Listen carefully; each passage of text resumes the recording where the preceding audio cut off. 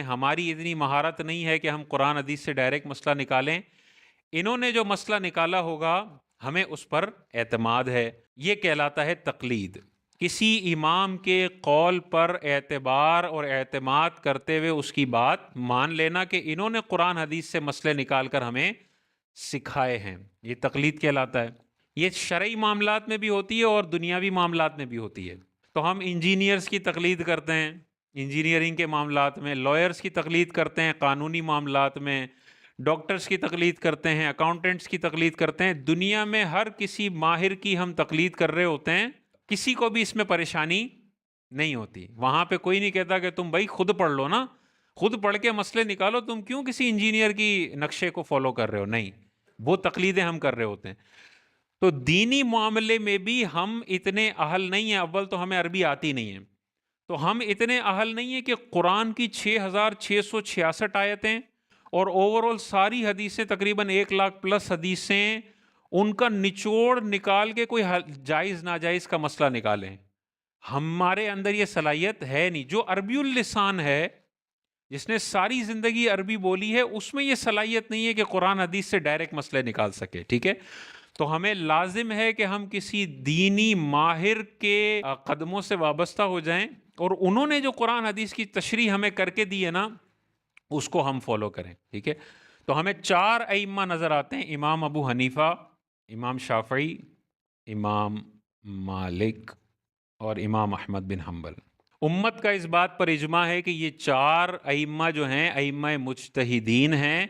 انہوں نے قرآن پر غور کیا، حدیثوں پر غور کیا، صحابہ کی پوری زندگیوں پر غور کیا، اور پھر ہمیں فقہی معاملات پورے مدون کر کے دیے۔ نکاح کے سارے مسائل انہوں نے کتابوں میں لکھ کے دیے، نماز، روزہ، حج، زکوٰۃ، خرید و فروخت، طلاق، سارے مسائل کتابوں میں لکھ کر ایک سلیبس کے طور پر ہمیں فراہم کر دیے، اور بتا دیا کہ بھائی تم ڈائریکٹ قرآن حدیث سے نکالنے جاؤ گے تو ہر ایک میں اتنی صلاحیت نہیں ہے، یہ ہم نے مسائل نکال کے تمہیں دے دیے، ہر مسئلے کے پیچھے قرآن حدیث سے دلیل موجود ہے۔ ہمیں ان 4 میں سے کسی ایک کی تقلید کرنا ہم پر فرض ہے۔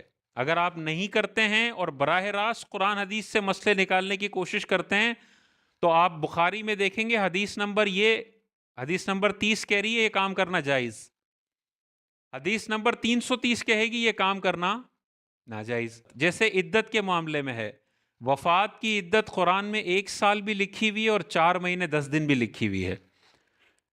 1 سال والی عدت والی جو آیت ہے وہ منسوخ ہو گئی، اور 4 مہینے 10 دن والی آیت آج کے دور میں بھی نافذ العمل ہے، ٹھیک ہے؟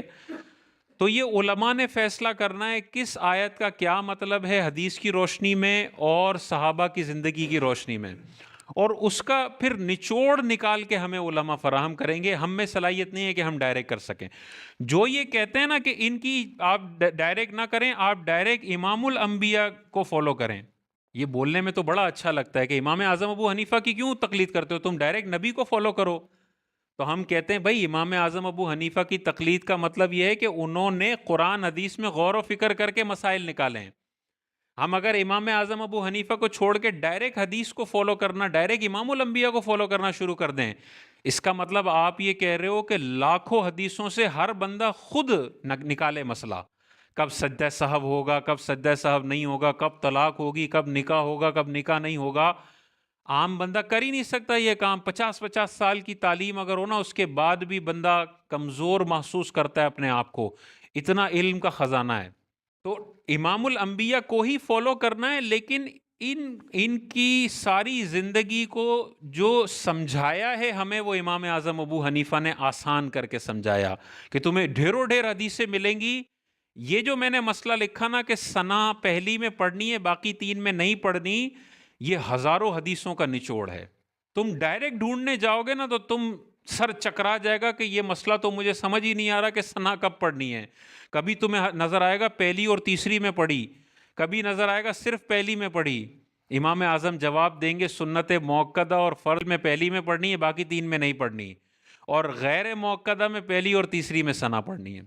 یہ تو ایک چھوٹا سا مسئلہ میں نے بتایا، باقی کتنے گہرے گہرے مسائل ہیں، طلاق کے مسائل، نکاح کے مسائل، وراثت کے مسائل، تو یہ پورا کورس ان فقہا نے ہمیں بنا کے دیا قرآن حدیث کی روشنی میں. آپ ڈائریکٹ حضرت ابوبکر صدیق کو فالو نہیں کر سکتے، کیونکہ حضرت ابوبکر صدیق نے آپ کو نماز کے شرائط، فرائض، واجبات، سنن، نوافل ایک کتابی شکل میں آپ تک پہنچائے نہیں ہے. امام اعظم ابو حنیفہ نے ابوبکر صدیق کی زندگی کو بھی دیکھا، عمر فاروق کو بھی دیکھا، تاجدار کائنات کو بھی دیکھا. ان ساری زندگیوں کو دیکھنے کے بعد پورا ایک سلیبس ہمیں دے دیا. تمہیں نکاح کرنا ہے، یہ نکاح کا چیپٹر ہے. تمہیں نماز پڑھنی ہے، نماز کا چیپٹر ہے. جو کہتے ہیں ان چار کو نہ فالو کرو تو کس کو فالو کریں؟ وہ کہتے ہیں تم غیر مقلد رہو. غیر مقلد رہو. غیر مقلد رہو تو کیا مطلب؟ تم ڈائریکٹ قرآن حدیث کو فالو کرو، تم ان ائمہ کو نہ کرو. اب انہی سے پوچھا جائے کہ بھائی قرآن حدیث کے اندر تو مختلف موضوعات ہیں، رفع دین کرنے کی حدیث بھی ہے، نہ کرنے کی حدیث بھی ہے، اور بہت سارے مسائل ہیں جس میں کرنے اور نہ کرنے دونوں کی چیزیں ہیں. قرآن مجید میں جیسے ابھی ہم نے دیکھا والمطلقات یتربصن بانفسہن ثلاثۃ قروء، اور مطلقہ عورتیں اپنے آپ کو 3 قروء تک روکے رکھیں. قروء کے 2 مطلب ہوتے ہیں، پاکی کے ایام بھی قروء کہلاتے ہیں اور ناپاکی کے ایام بھی قروء کہلاتے ہیں. اب اس غیر مقلد سے پوچھا جائے بتا یہاں پہ کیا مراد ہے، تو وہ کیا کہے گا؟ غیر مقلد عالم کہے گا میں اپنے لوگوں کو بتاتا ہوں اس سے مراد حیض ہے اور اس سے مراد طہر ہے. ہم کہتے ہیں کہ بھائی تو نے قرآن کی تشریح کر کے اپنے نیچے ایک بندے کو بتایا اور اس نے تیری بات مان لی، یہی تو تقلید ہے. تو ہم آپ کی قرآن حدیث کی تشریح کیوں مانیں جبکہ اتنے بڑے بڑے ایکسپرٹس نے قرآن حدیث کی تشریح آج سے سینکڑوں سال پہلے کر کے چلے گئے. غیر مقلد یہ کہہ رہا ہوتا ہے کہ ان چاروں کو چھوڑو اور غیر مقلد کے اندر جو سینکڑوں علماء ہیں نا ان کو اپنا امام بنا لو، وہ اب تمہیں قرآن حدیث کی تشریحاں کر کے دیں گے. تو بھائی تم اپنی تشریحاں اپنے پاس رکھو. جو 1400 سال کے بڑے بڑے اکابرین ہیں انہوں نے جو تشریحاں کر کے دی ہیں ہمارے لیے وہ تشریحاں قابل قبول ہیں، نہ کہ ایک غیر مقلد کی. کیونکہ غیر مقلد ہر بندے کو یہ تھوڑی کہتا ہے کہ تم قرآن حدیث ڈائریکٹ پڑھو. ہر بندہ تو ترجمہ کرنے کی صلاحیت نہیں رکھتا. غیر مقلد کو مسئلہ پتہ کرنا ہوتا ہے تو کہاں جاتا ہے؟ اپنے عالم کے پاس، اور عالم اس کو بتاتا ہے کہ یہ مسئلہ ہے. تو بھائی یہ بھی تو تقلید ہی ہو گئی نا. تم اپنے مقتدی کو تقلید کروا رہے ہو اپنی، لیکن ہمیں کہہ رہے ہو کہ امام اعظم ابو حنیفہ کی تم تقلید نہ کرو. ہم دین کی انٹرپریٹیشن میں امام اعظم ابو حنیفہ کو فالو کرتے ہیں، امام شافعی، امام مالک، امام احمد بن حنبل کو فالو کرتے ہیں. اور تمہارا جو غیر مقلد ہے بندہ وہ تمہاری انٹرپریٹیشن کو فالو کرتا ہے. عافیت اسی میں ہے کہ جس پر امت کا اجماع ہے ان کی انٹرپریٹیشن کو فالو کیا جائے. اور دیکھیں غیر مقلد طبقہ جو کسی کی تقلید نہیں کرتا، ڈائریکٹ قرآن حدیث سے مسئلے نکالتا ہے، یہ کب پیدا ہوا؟ آج سے کم و بیش 150 سال پہلے. امام بخاری تقلید کرتے تھے، امام مسلم تقلید کرتے تھے، امام شافعی خود مجتہد ہیں، ان کے اتنے سارے فالوور ہیں. 1400 سال میں غیر مقلد کی جو لفظ ہے نا وہ مارکیٹ میں تھا ہی نہیں، کیونکہ سب کو پتا ہے کہ ہم نے ڈاکٹر کی تقلید کی ہے ڈاکٹری کے معاملات میں. تو دین کے معاملات میں ہم ہر ایرے غیرے کو یہ اختیار نہیں دے سکتے کہ ڈائریکٹ جا بھائی قرآن کی تشریحاں کر. وہ خود کیا کچھ نہیں کر سکتا، وہ قرآن پڑھ نہیں سکتا، وہ تشریحاں کہاں کرے گا؟ تو جیسے دنیاوی معاملات میں ہم نے ایکسپرٹس بنائے ہیں، دینی معاملات میں بنانا پڑے گا. اور امت کا اجماع ہے کہ امام اعظم ابو حنیفہ علم کا سمندر تھے، قرآن ان کو گہرائی کے ساتھ آتا تھا، صحابہ کو دیکھتے تھے، امام شافعی، امام مالک، امام احمد بن حنبل.